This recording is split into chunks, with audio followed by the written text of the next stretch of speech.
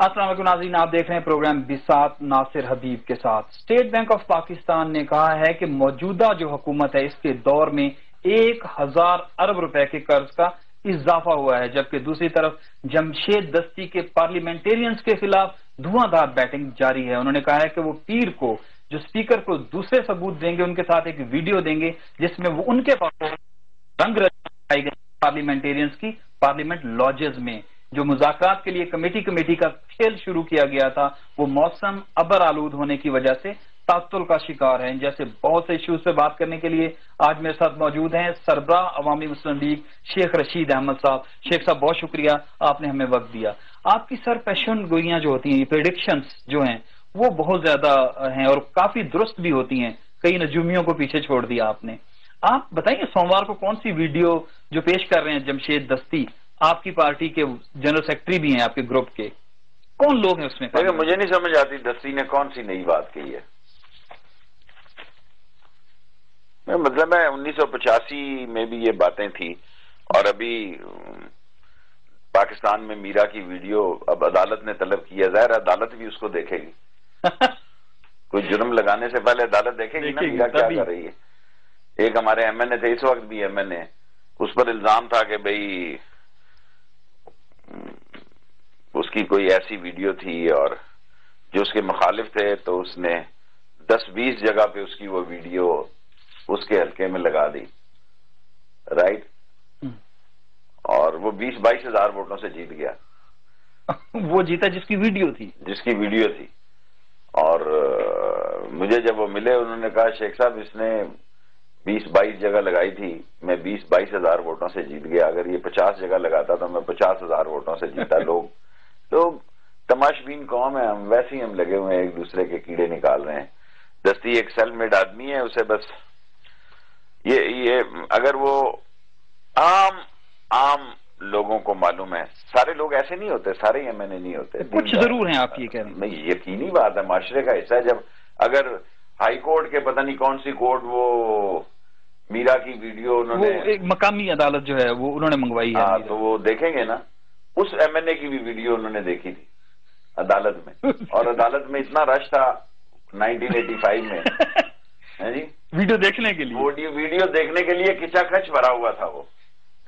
تو اب جو لوگ آئیں گے اس ویڈیو میں جو جمشید دستی دینے کیا ہوگا جی، آپ کہتے ہیں نیکسٹ ٹائم وہ زیادہ جیتیں گے؟ میں یہ بات نہیں، میں پرانی 85 کی بات بتا رہا ہوں۔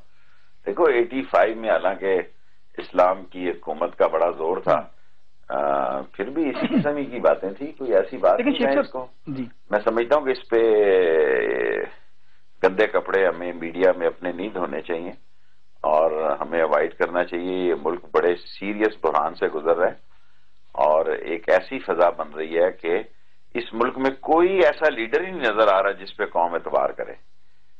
کوئی ایسا لیڈر نہیں ہے جو اتنا مقبول ہو۔ نہیں، ابھی حقیقی اپوزیشن جو آپ کی اور یہ دیکھیں ہم تو ابھی 6-7-8-11 باہر لا رہے ہیں نا، آپ بولتے ہیں عوام کے لیے سارا دن، وہ چیزیں باہر لا رہے ہیں۔ بولتے ہیں جی کیا ہوتا ہے عوام، کیا ابھی آپ نے بتایا اتنے 1000 ارب روپے کا اضافہ ہو گیا 9 ماہ میں، اور جی ڈی پی 1 پوائنٹ کچھ پہ بھی چلی گئی ہے، اکانومی ڈیزاسٹر ہو گئی ہے۔ لوگوں کو سمجھ نہیں ہے، لوگ کھا نہیں رہے، لوگوں کو سمجھ نہیں ہے کہ پاکستان میں لوگ مجبور ہیں جسم بیچنے کے لیے۔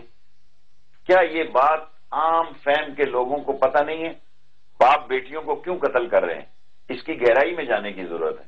جب باپ کو پتہ لگتا ہے کہ اس گھر میں کام خراب ہو رہا ہے اور اس کی غیرت جاگتی ہے، اسے یہ تو پتہ نہیں ہے کہ چولہا جل کیسے رہا ہے، وہ تو بڑی ٹشن میں ہے۔ ایک بھائی باہر چلا گیا اور باقی نے کیمرک لگائی ہوئی ہے، میری واسکٹ پہنی ہوئی ہے اور پان کی پیپ تھوک رہا ہے۔ برا میرا دبئی ہوتا ہے نا، بھائی میرا اسپین ہوتا ہے نا۔ یار محنت کا فقدان ہو گیا ہے۔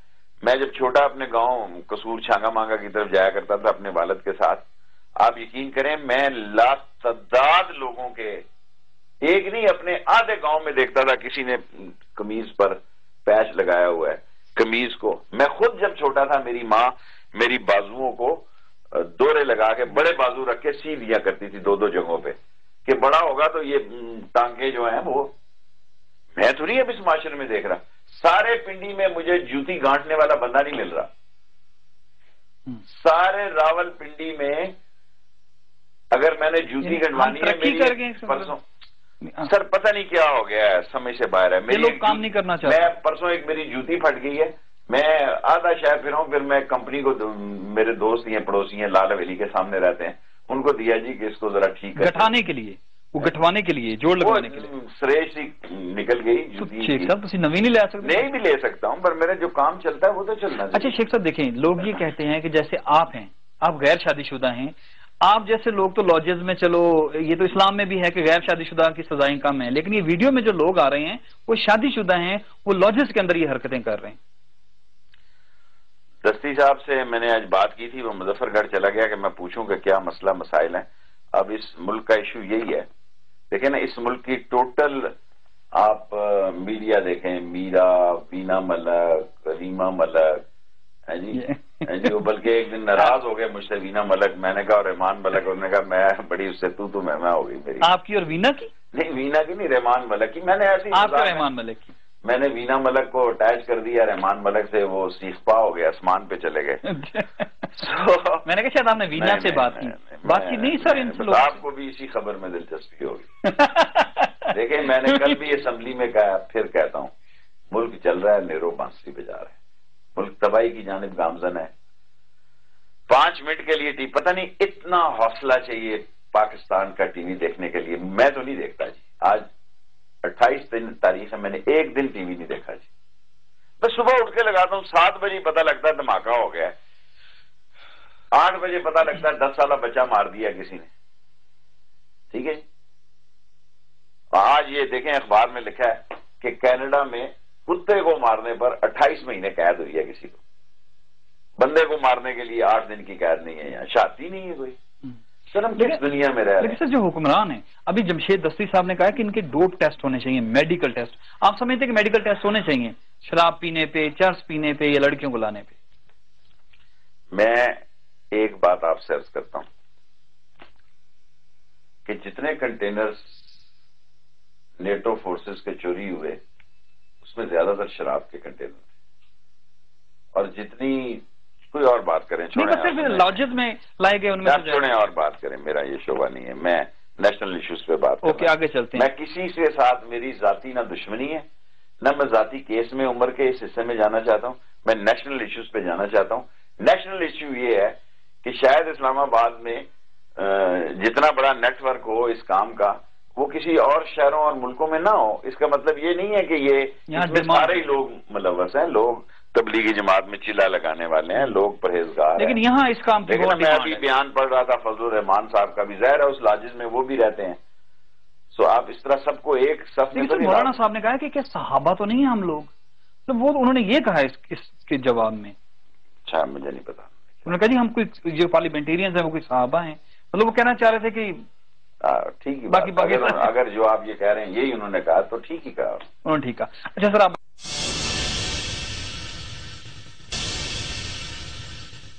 وہ آپ کہہ رہے ہیں بانٹ لیے گئے ہیں، تو میری سیاسی سوچ یہ ہے کہ انہوں نے طے کر لیا ہے کہ نواز شریف صاحب صوبہ سندھ میں مداخلت نہیں کریں گے اور پیپلز پارٹی پنجاب میں مداخلت نہیں کرے گی. صحیح ہے. یہ ایک ماسٹرز. تو آپ لوگ کیوں نہیں باہر کو نکلے؟ حقیقی اپوزیشن آپ لوگوں نے نام رکھا ہے جو آپ. یہ مذاکرات صرف ٹی وی شو ہے، ان کی کوئی حیثیت نہیں ہے. اور اس وقت تک یہ مذاکرات یا آپریشن پورے نہیں ہو سکتا جب تک آرمی کو ڈرائیونگ سیٹ پر نہیں بٹھائیں گے. اس پر میں ڈیٹیل میں آپ کی طرف آنا ہے. یہ جو آپ نے کہا کہ شہباز شریف صاحب میوزک سن رہے تھے انڈین میں، آپ کو پتا ہے کہ وہ صرف میوزک تک محدود رہتے ہیں؟ ہاں میوزک ہی ہوگا. میں زیادہ الزام جتنی میں نے ٹی وی پہ دیکھی ہے میں اتنی بات کروں گا. میں آپ کی خواہش پہ خبر نہیں بنا سکتا. موسیقی کوئی بری بات بھی نہیں ہے سننا. نہیں موسیقی کی حد تک. لیکن میں ٹائمنگ کی بات، میرا اس میں ایلیگیشن نہیں ہے کہ وہ موسیقی کیوں سن رہے تھے. میں ٹائمنگ ان کو بتانا چاہتا ہوں کہ بیک وقت جب آپ ایک میسج دے رہے تھے، کریں نا موسٹ فیوریٹ نیشن اعلان کریں. یہ دیکھیں اگر میں نے تو ان کو خراب کرنا ہو تو میں کہوں جی بلے بلے بڑا اعلان کریں موسٹ فیوریٹ نیشن، کریں مشرف کو سزائے موت دیں، کریں مذاکرات.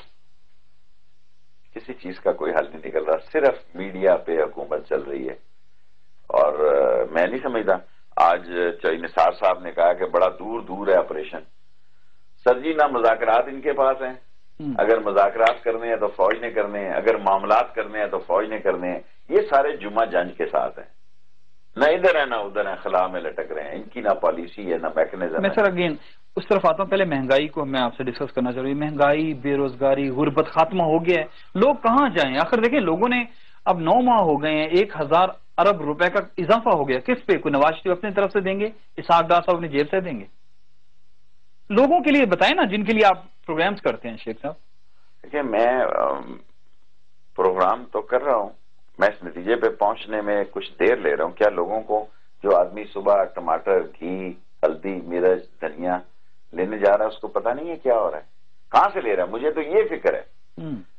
دیکھیں مجھے تو یہ فکر ہے کہ یہ معاشرہ، کیونکہ اس ملک میں بلیک کی منی ہے، اس ملک میں عام غریبوں کے پاس نہیں ہے، وہ سر ادھار لیتے ہیں.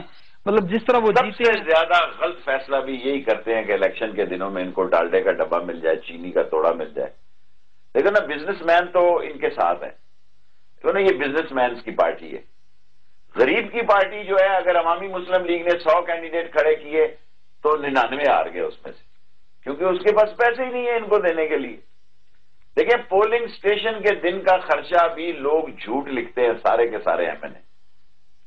اگر میرے 400 پولنگ سٹیشن ہیں، آپ مجھے بتائیں کہ ہر پولنگ سٹیشن کے بعد 430 یا 40 پولنگ سٹیشن ہیں، یہ 80 ہیں میرے پولنگ سٹیشن، تو 10 15 20 کرسیاں میں نے رکھنی ہے باہر. ٹینٹ لگانا ہے، وہ ان کو کھانا پانا، کھانے کا بھی بندوبست کرنا ہے، گاڑی شاڑی رکھنی ہے. ٹھیک ہے جی. لیڈیز کا کیمپ لگا میں خرچہ جاتا ہے شیخ صاحب، جو بھی جاتا ہے. میرا مطلب ہے ہم نے جھوٹ بولنے کا ایک عہد کر لیا ہے، ویسے ہی ہم لگے ہوئے ہیں. ٹھیک ہے سر. لوگ دیکھیں نا، لوگ اپنے جو کرائے پہ گھروں میں رہتے ہیں وہ کرایہ نہیں دے پا رہے، بچوں کو اسکولوں سے نکال رہے ہیں. دنیا میں سہولت ہے. یو اے ای میں دیکھیں جب ایسی فائنینشیل کرائسس آیا، تمام لوگوں نے اپنے کرایہ دے، جتنے پاکستانی تھے انہوں نے آدھا کرایہ دیا، آدھا کرایہ دیا مالکوں کو.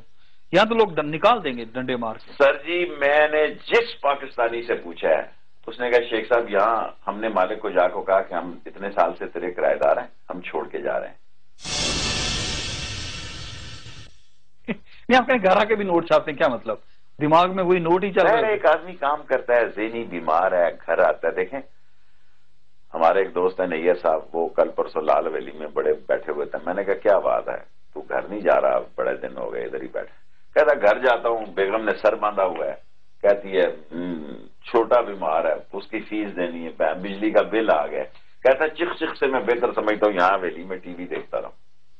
گھر نہیں جا رہا. میں نے کہا تو گھر نہیں جا رہا؟ کہتا میں دروازے میں بعد میں داخل ہوتا ہوں نا، بیوی پہلے چیخنا شروع ہو جاتی. اب میرے بچے بڑے ہو رہے ہیں، میں بیوی سے لڑنے کے بھی قابل نہیں ہوں. اس نے کہا کہ میں جاتا ہی ہوں تو شروع ہو جاتی ہے کہ یہ وہ بیمار ہے اور بل آیا ہوا ہے اور یہ لوگوں کے پاس. تو آج شیخ رشید کو خوشی ہے اپنے فیصلے پہ کہ ایٹ لیسٹ انہیں یہ چیزیں نہیں بھگتنا پڑتی کہ بیوی وہ کر رہی ہے، یہ کر رہی، تنگ کر رہی. دیکھیں جی اکیلا آدمی اچھا دوڑتا ہے، ایسے لوگوں نے جنجال پالے ہوئے ہیں.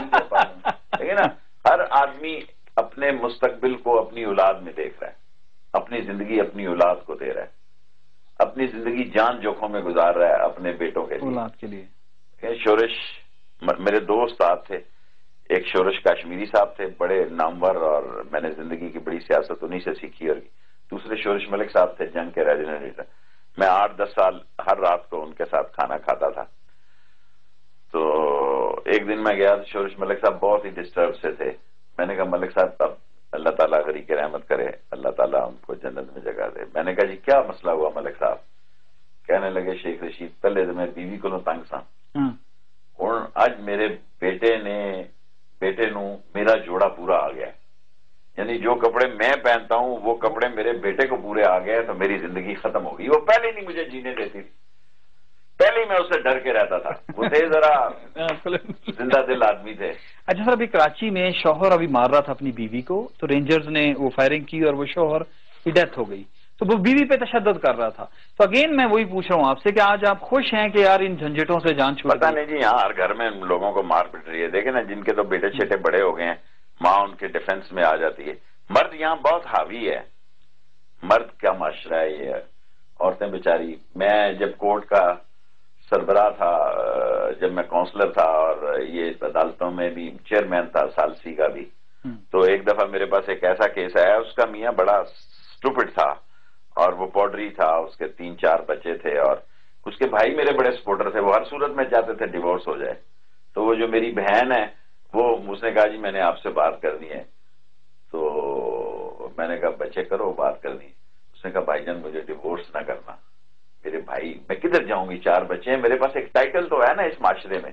اس کی بات مجھے اتنی پسند آئی، میں نے پوڈری کے حق میں فیصلہ کیا، اس کی طلاق نہیں کی، اس کا فیصلہ نہیں دیا کیونکہ اس کے بھائی میرے ناراض ہو گئے. لیکن اس کی جو بھائیوں کی بہن تھی، جو میری بہن بیٹیوں کی جگہ تھی، اس نے کہا کہ بھائی جان میں کم از کم مجھے ایک نام ہے محلے میں کہ میں اس کی بیوی ہوں، اگر یہ نام بھی ختم ہو گیا تو میں اس معاشرے میں رہ نہیں پاؤں، معاشرے میں رہنے کے قابل نہیں. یہ یورپ نہیں ہے کہ جہاں ہر دوسری تیسری عورت کی ڈیورس ہوئی ہوئی ہے. یہاں اکثر خاندان کے لوگ صرف اس لیے زندگی گزار رہے ہیں اولاد کے لیے، کمپرومائز کرتے ہیں پروفٹ. اس ملک میں ہر آدمی جو ہے، ایون میاں بیوی کا رشتہ جو ہے اولاد کی بنیاد پر زندہ ہے. 60-70% شادیوں کی بنیاد اولاد ہے کہ ان کی اولاد ہے، وہ اولاد میں ان کی زیادہ دلچسپی ہو جاتی ہے، ادروائز ایک دوسرے سے تنگ ہیں بڑے زبردست. علیحدگی میں کہتے ہیں شیخ رشید بڑی اچھی زندگی گزارا، سامنے آپ نہیں کہتے نا، علیحدگی میں کہتے ہیں. اچھا شیخ صاحب، یہ جو مذاکرات جو کمیٹیاں ڈلی ہوئی ہیں، اب اس پہ آئیے گا ذرا، یہ آپ کو اس کا کیا مستقبل لگتا ہے؟ کچھ بھی نہیں. کیوں کر بنائی گئی پھر یہ کمیٹیز؟ بادشاہ نواز شریف جب مہربان ہوتے ہیں نا، دیکھیں نا عرفان صدیقی نے ساری زندگی میں، اب میں اس کے خلاف خاموش ہوں، عرفان صدیقی نے ساری زندگی میں 2 کام کیے. پہلے وہ اجاز اللہ کی بھی جڑوں میں بیٹھا تھا، نواز شریف سے اس کی مس انڈرسٹینڈنگ کرائی جب اس نے حلف نہیں لیا. جب اجاز اللہ صاحب حلف لینے جا رہے تھے اس کا پھڈا ہو گیا. اس میں ان کا